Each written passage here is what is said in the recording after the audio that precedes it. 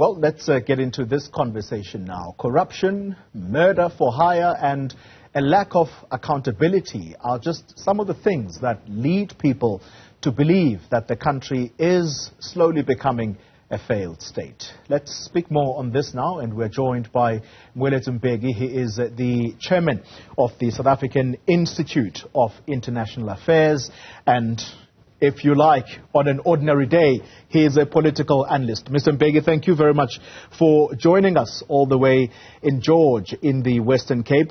Let's begin with at least just some of what I'm going to paraphrase to you. I've just had a conversation with the chairperson of the ANC, Gwede Mantashe, and he makes a very strong suggestion that South Africans will live to regret the day that they vote the ANC out of power, simply because, he says, the people of South Africa don't appreciate what they have, well, until perhaps it is gone. Do you agree?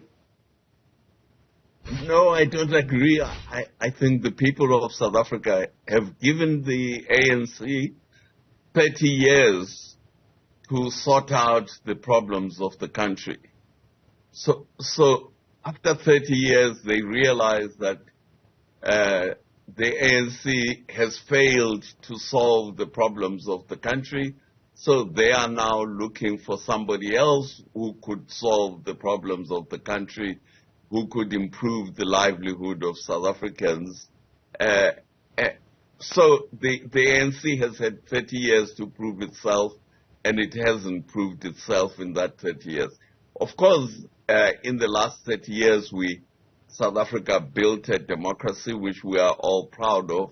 But that was not the ANC's work alone. It was the ANC. It was the work of the ANC. It was the work of the people of South Africa.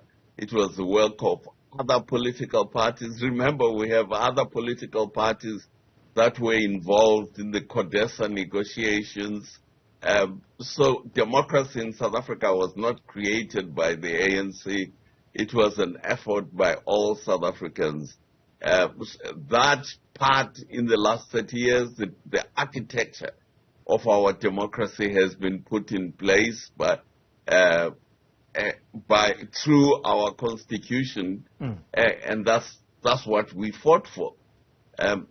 But to claim that only the ANC was responsible for it, I think is stretching a point. So yes, Gwede was right that a lot has been achieved, but a lot of what has been achieved by the people and by other players, by the private sector, by the NGOs, the trade unions, the churches. They all contributed to build the democracy that is South Africa. The specific place where the ANC was given responsibility was the economy, and it failed miserably on changing the economy, so that today half of the people of South Africa go to bed hungry. The power system of South Africa is all but collapsed, although Gwede said it is not about to collapse, and so on. The railway network of South Africa is all but collapsed. Coal is now being transported by trucks when we have the largest railway infrastructure in Africa, but it is not operational because of the failure of the ANC. So there are successes in South Africa which many people contributed to those successes.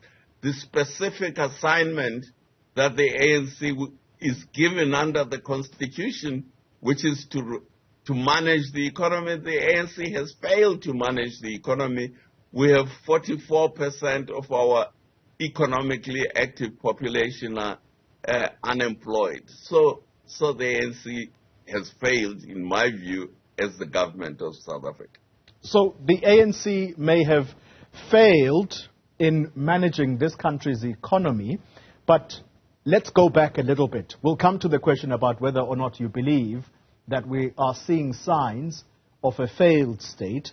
But when he says that people of South Africa do not have an appreciation of just how much progress has there been, he says before 1994, about 34% of South African households were electrified. Fast forward to 2023, he says that figure, that percentage stands at around 90%. This is one of the examples he uses for why he says we lack the appreciation of the progress that's been made. Yes, but the point that he made, well, if you remember, he pointed out that in the 90s he was on the board of ESCOM. And Yes. the ANC inherited an ESCOM with a surplus of power. So the electrification program that was done since the ANC came into power was on the back of the power supply built up by the National Party. It was not on the back of the power supply built up by the ANC. When that power supply was exhausted, which was in 2007, 2008, we went into load shedding and have been in load shedding since 2007, 2008.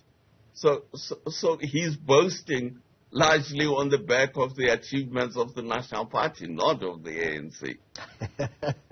So let's move then with the theme of a failed state. There are some who hold a strong view that we are already seeing those signs. Where do you stand on this argument? And I'm going to move on the back of that to what party could potentially take us out of this? Well, I don't subscribe to the notion that South Africa is heading towards being a failed state. It's a good example of what a failed state is in Africa is Somalia. Somalia has broken up into 3 fragments. It used to be a unified country, and it was a big supporter of the ANC during the struggle.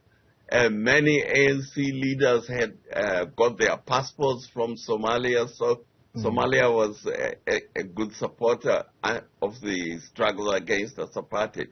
Today, Somalia has collapsed as a country. It has been in the middle of a civil war since 1991.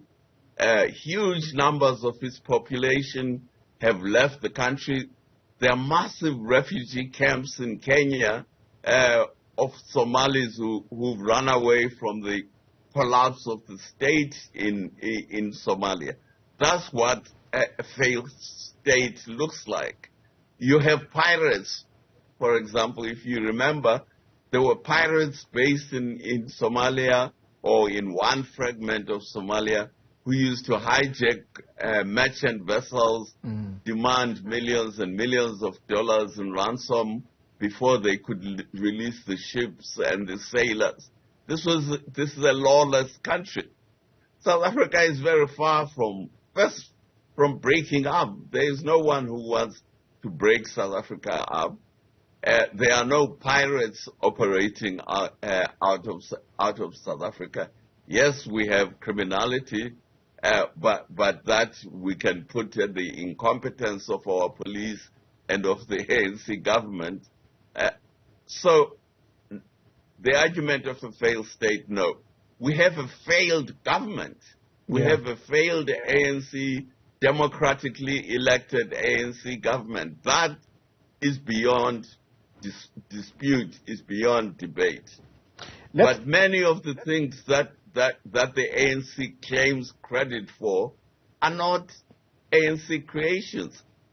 That's why I'm saying we must look at what the Constitution says the ANC must do, and the ANC has failed to do those things. Let's then talk about, if we are to look beyond the ANC, who might lead government? And I'm asking you this question on the back of a meeting, imminent meeting between some opposition parties as led, or should we say under the auspices of the Democratic Alliance. They are wanting to form something that is called a moonshot pact. And John Steenhuisen says at the center of that is going to have to be the Democratic Alliance. assuming that he is going to get, I guess, some votes just a little below the ANC. But the IFP leader I spoke to today says, well, that is a matter of negotiating as to who might lead government should we come to a situation of an election that doesn't give us an outright winner. Do you think that these are good signs, perhaps leading to next year, that we have opposition parties already discussing what could be? Yes, well, I was surprised by John Steenhuisen's statements at the DA Congress, saying that the DA is leading the formation of a coalition. It has got an agenda called Moonshot. Pact. And wants to set up something called Moonshot Pact.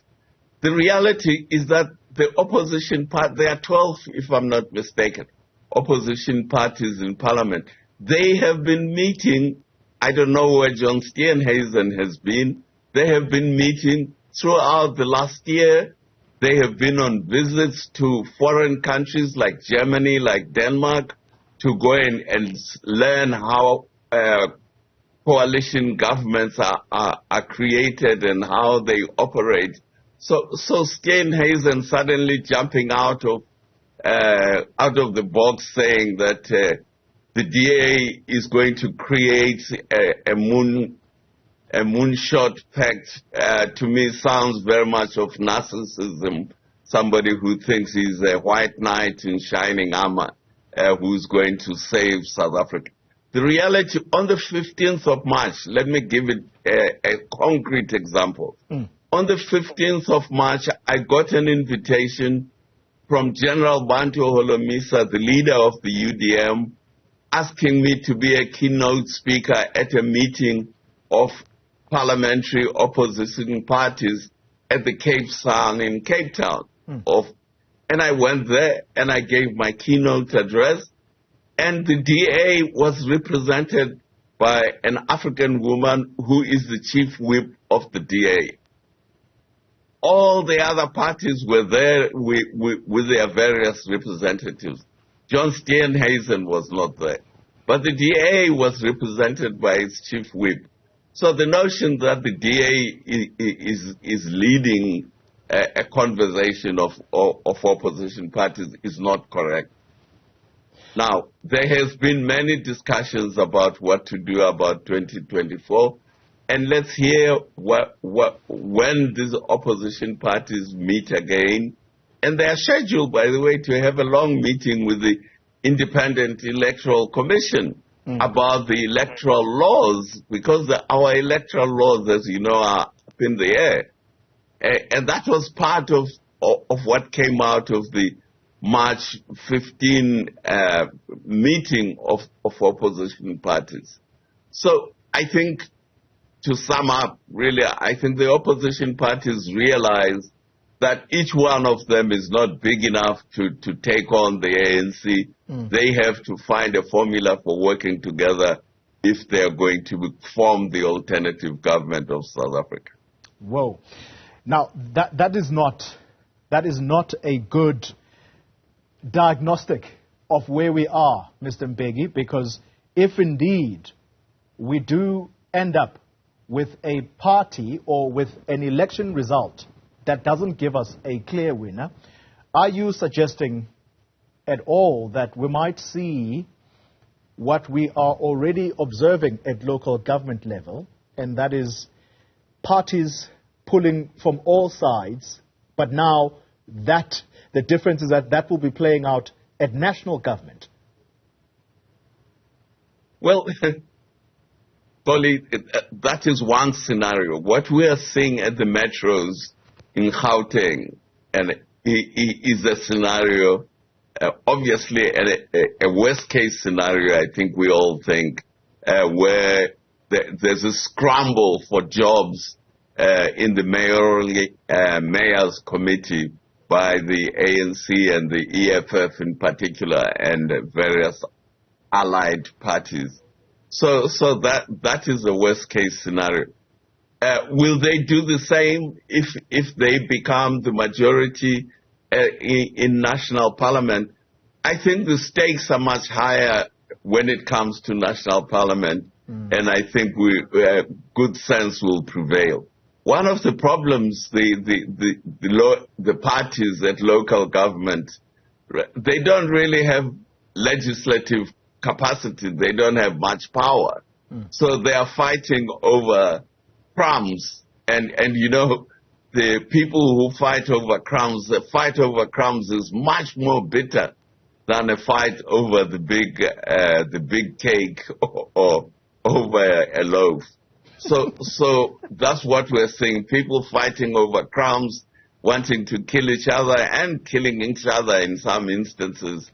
But when you come to the national level, I think the opposition parties will realize that this is a much bigger cake, and it's not worth being killed. Just the slice that you will get from a big cake is more than sufficient to feed you and your family. Yeah. As a parting shot, let me take advantage of your role as chairperson of the Institute for International Affairs and ask the question about where you stand on whether or not South Africa should welcome the Russian President Vladimir Putin, if indeed he does decide to attend the BRICS summit in August. Gwede Mantashe says it's regretful, in fact, at least on his part, as an individual leader, that the ANC has backtracked on removing itself or removing the country from the Rome Statute, the International Criminal Court. Well, the Institute of International Affairs is a think tank. It doesn't take positions. Indeed. It's not for us to take positions in support of this cause or against that cause, in support of this party against that party. Our primary job is to look at the whole story, all aspects of the story, and to educate the population of South Africa about international relations and about our country's position in the global world. That is our job, but it's not to take positions of whether Putin should or shouldn't come to South Africa. No, that's not the job of a think tank. Your educated guess, therefore? My personal educated guess. Well, my personal I listened to the foreign minister when she responded one morning. I think she was interviewed on SAF-FM, and she pointed out that members of the Rome Treaty have an option to amend it, not so that they don't arrest heads of state. She didn't say that's what South Africa was going to do, but she said that's what other members of the Rome Treaty have done. So I presume that's one of the scenarios that the South African government is looking at. Moeletsi Mbeki, let me thank you very much for your time. Chairperson of the South African Institute of International Affairs.